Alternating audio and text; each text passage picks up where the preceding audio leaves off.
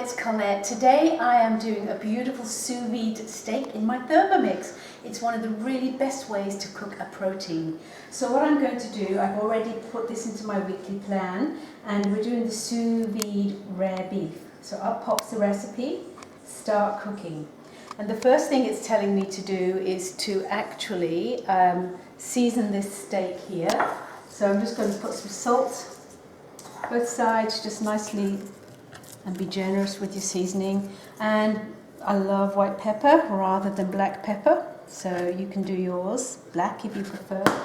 And then what I'm going to do is to simply, thank you Andrew, Mr. Cameraman, pop these into a sous vide bag or a vacuum sealed bag. So one steak going in and another one going in.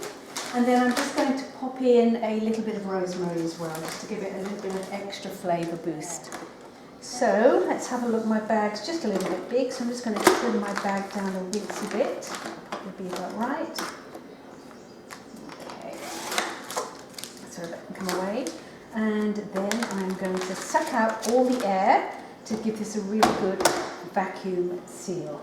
So just release that out. So you can see I've got a beautiful seal into the basket, but I'm using the blade cover. Just simply going to sit that onto my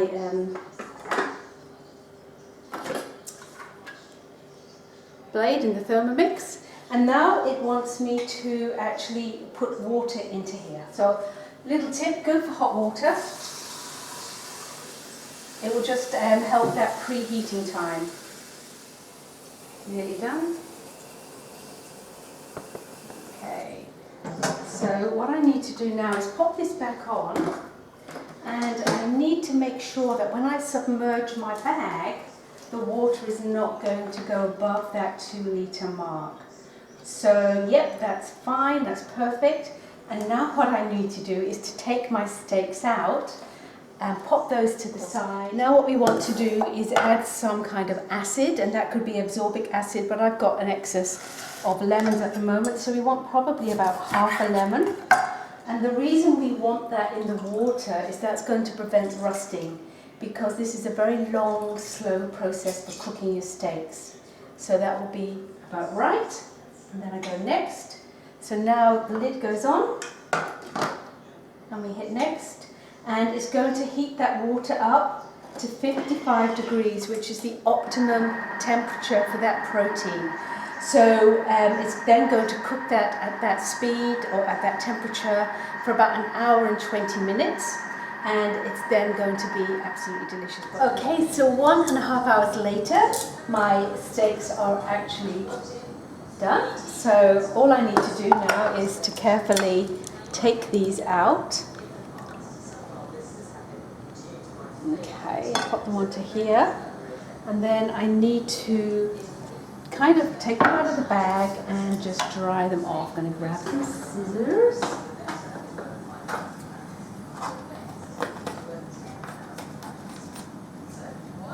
Okay.